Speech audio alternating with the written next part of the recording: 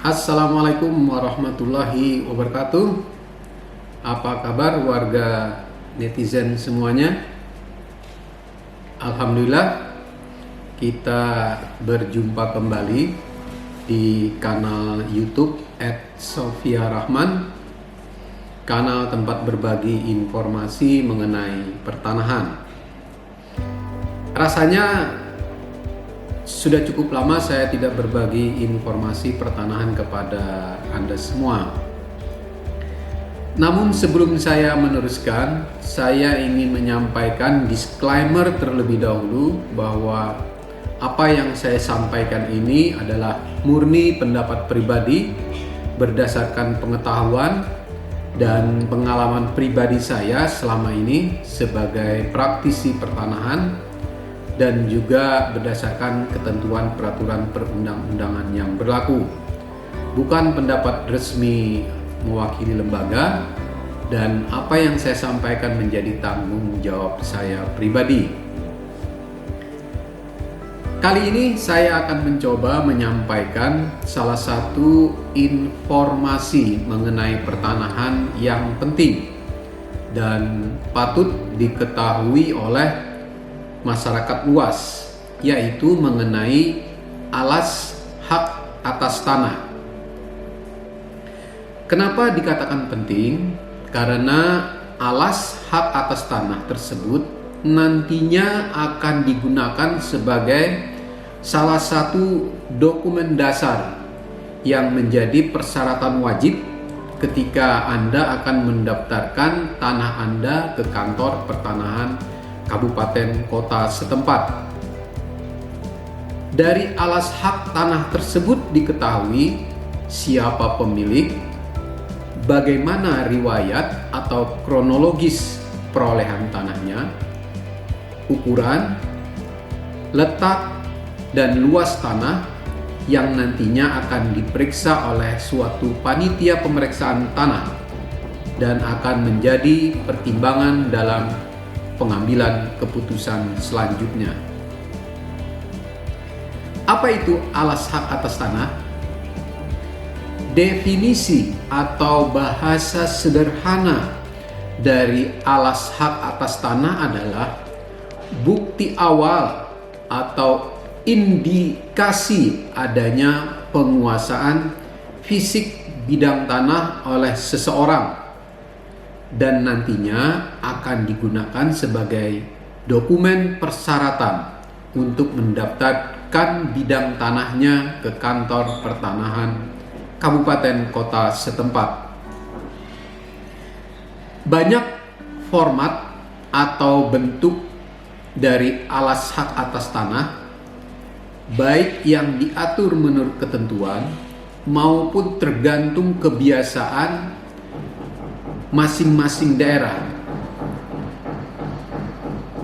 Namun materinya atau isinya pada umumnya memuat tentang data subjek dan data objek, yaitu pemilik, ukuran tanah, letak tanah, pihak-pihak yang berbatasan, dan riwayat perolehan tanah, serta pernyataan pertanggungjawaban mutlak dari yang bersangkutan. Contoh alas hak atas tanah yang ada seperti sertifikat hak atas tanah, akta pemindahan hak, akta jual beli, atau akta pelepasan hak, surat penunjukan atau penyerahan kapling dari pemerintah, risalah lelang, putusan pengadilan, atau surat perolehan tanah lainnya. Bahkan selembar kwitansi sebagai tanda bukti penyerahan dan penerimaan uang untuk tanah bisa dijadikan bukti awal penguasaan bidang tanah oleh seseorang. Di daerah Kalimantan Selatan, jamak kita temukan surat keterangan keadaan tanah atau disingkat SKKT. surat keterangan tanah atau SKT, surat perwatasan tanah, dan lain-lain yang dibuat oleh pihak desa atau kelurahan.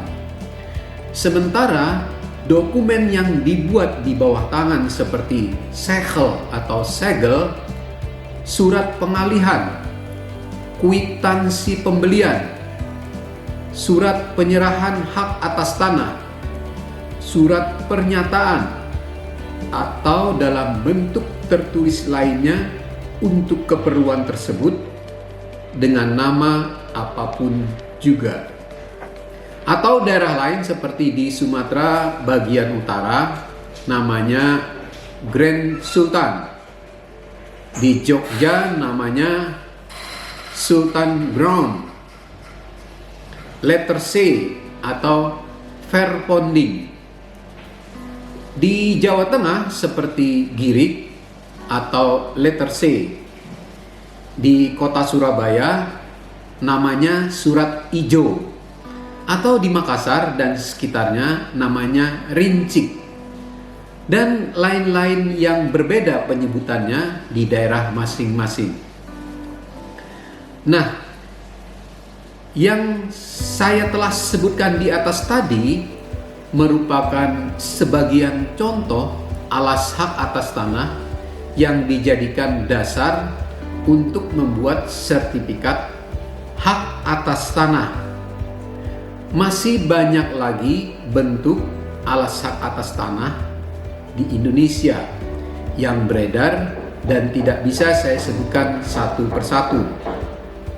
Dalam Peraturan Menteri Negara Agraria, Kepala Badan Pertanahan Nasional nomor 3 tahun 1997 tentang ketentuan pelaksanaan Peraturan Pemerintah nomor 24 tahun 1997 tentang pendaftaran tanah, pada pasal 60 ayat 2 untuk kegiatan pendaftaran tanah secara sistematis, dan dalam pasal 76 ayat 2 untuk kegiatan pendaftaran tanah secara sporadik dicantumkan bentuk alas hak atas tanah yang dapat digunakan oleh masyarakat sebagai dasar untuk mendaftarkan tanahnya ke kantor pertanahan kabupaten kota setempat.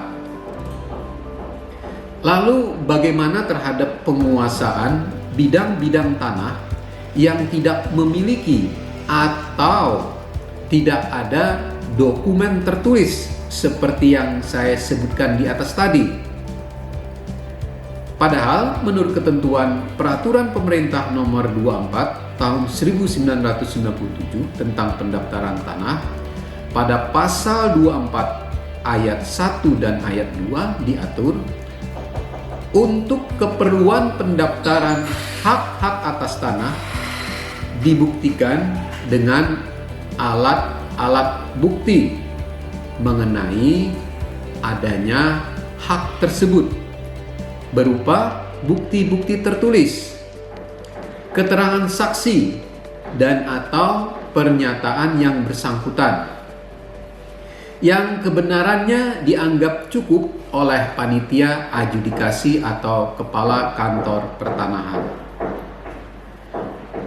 Nah, terhadap penguasaan bidang-bidang tanah yang tidak ada bukti-bukti tertulis sebagaimana disebutkan di atas tadi, maka sebagaimana diatur dalam ketentuan pasal 24 Peraturan Pemerintah nomor 24 tahun 1997, Yungto Peraturan Pemerintah nomor 18 tahun 2021, diberikan jalan keluar bagi masyarakat yang menguasai sebidang tanah agar dapat mendaftarkan tanahnya ke kantor pertanahan kabupaten kota setempat, namun tidak memiliki bukti-bukti tertulis, dengan cara membuat surat pernyataan penguasaan fisik bidang tanah atau disingkat SPPFBT,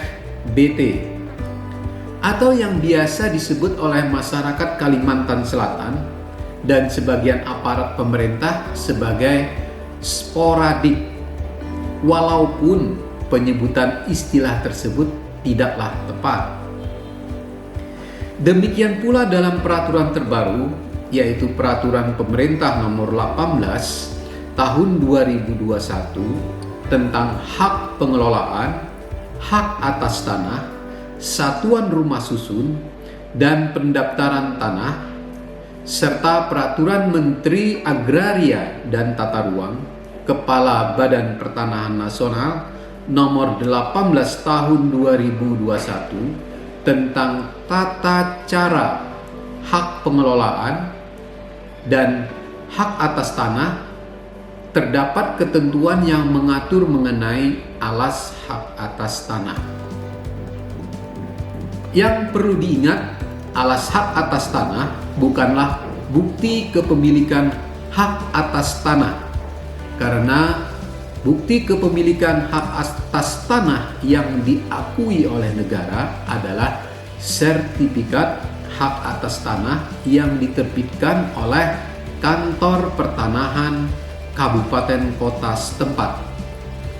Sekali lagi, alas hak atas tanah adalah dokumen yang mengindikasikan penguasaan seseorang terhadap bidang tanah yang akan digunakan sebagai dasar untuk mendaftarkan bidang tanahnya ke kantor pertanahan kabupaten kota setempat.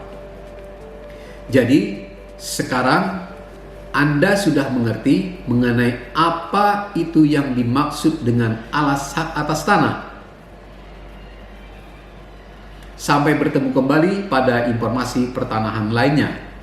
Teriring doa, semoga kita semua diberikan kesehatan dan keselamatan.